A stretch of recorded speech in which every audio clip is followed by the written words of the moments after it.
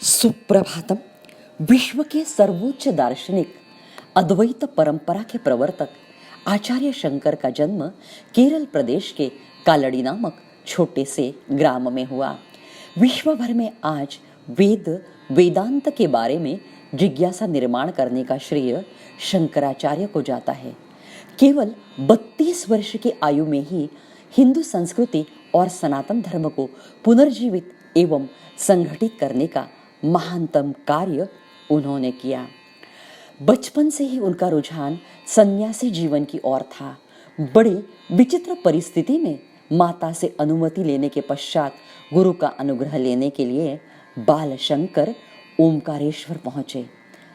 नर्मदा मैया ने तब रुद्रावतार धारण किया था। गोविंद पाद आचार्य के सारे शिष्य चिंता में पड़े थे। अनेक वर्षों से समाधिस्थ आचार्य को नर्मदा मैया के प्रकोप से बिना समाधि भग्न किए कैसे बचाया जाए। तभी बाल शंकर ने बड़े शांत भाव से अपना कमंडलू गुरु के गुहा के सामने रख दिया। रुद्र रूपिणी नर्मदा मैया ने जैसे ही बाल शंकर के कमंडलू को स्पर्श किया, मैया शांत हो गई। घट में जल राशि समाने वाला शिवावतार मेरा शिष्य है, यह गोविंद पाद आचार्य जान गए। वत्स शंकर, केवल व्यक्तिगत मुक्ति साधना के लिए नहीं, तुम्हारा अवतार तो अद्वैत अमृत सारे भारतवर्ष को देकर धर्म की पुनर्स्थापना करने के लिए है। काशी जाओ, तुम्हें आगे का मार्ग अवश्य मिलेगा। गुरु के आदेशानुसार काशी के वास्तव्य के पश्चात 12 साल के अत्यंत ओजस्वी तेजस्वी सन्यासी ने बद्रीनाथ की यात्रा के लिए प्रस्थान किया। मार्ग में अनेक लोग उनका उपदेश सुनने के लिए उत्सुक थे। श्रीनगर में जब कुछ तांत्रिक शास्त्राधार देकर नरबलि का समर्थन कर रहे थे, तब आचार्य ने अपनी ओजस्वी वाणी से कहा, शास्त्रों में नरबलि का आधार नहीं है।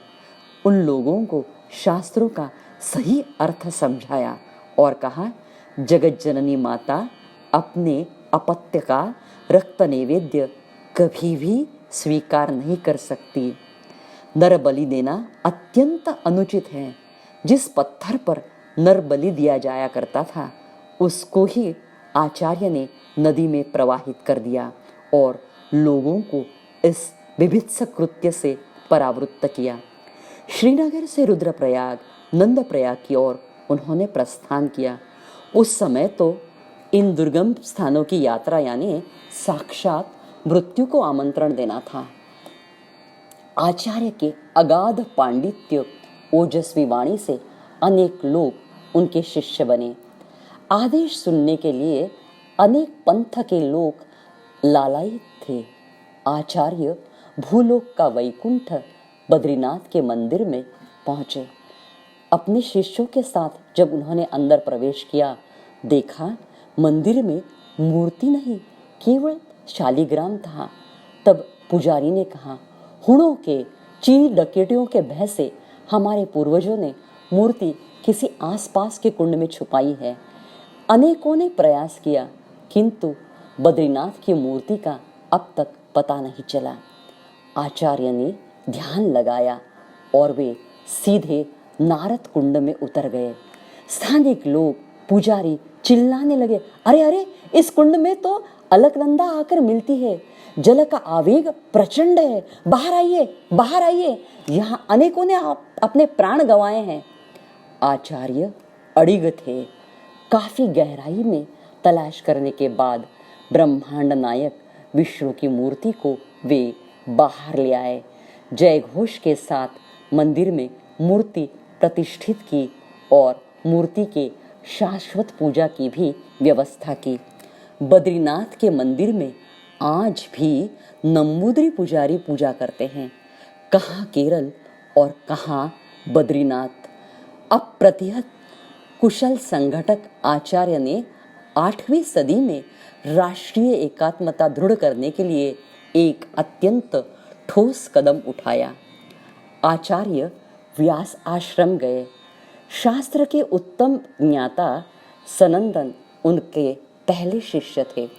पांडित्य, तीक्ष्ण बुद्धि, सर्वतोपरि प्रतिभा और अनन्य गुरु भक्ति के कारण सनंदन आचार्य को विशेष प्रिय थे। बाकी सभी शिष्य सनंदन का मत्सर करने लगे। आचार्य ने एक अद्भुत योजना की। एक दिन सनंदन किसी काम से अलकनंदा के पार गए थे। आचार्य ने जोर से आवाज लगाई, सनंदन, सनंदन, वत्स तुम कहाँ हो? जहां कहीं हो शीघ्र चले आओ। सनंदन सोचने लगे, शायद गुरुजी संकट में हैं, तत्काल पहुंचना चाहिए। पुल तो दूर था, मगर गुरु पर विश्वास अटूट था। प्राणों की परवाह ना करते हुए गुरु का स्मरण कर प्रचंड प्रवाहिनी अलकनंदा में वे उतर गए। खतरा है, खतरा है, दूसरे तीर में उपस्थित शिष्यों ने हाहाकार किया। सनंदन, पानी का प्रवाह भयंकर है, पीछे हटो, पीछे हटो। आद्य शक्ति स्वरूपिणी अलकनंदा मैया ने, आचार्य के शिष्य ने जहां जहां पांव रखा वहां एक बड़ा कमल पुष्प स्थापित किया। कमल पुष्पों पर पांव रखते गुरु भक्ति में लीन सनंदन दूसरे तट पर पहुंच गए। दौड़कर हांफते हांफते आचार्य के पास पहुंचकर उन्होंने गुरु का चरणाश्रय लिया।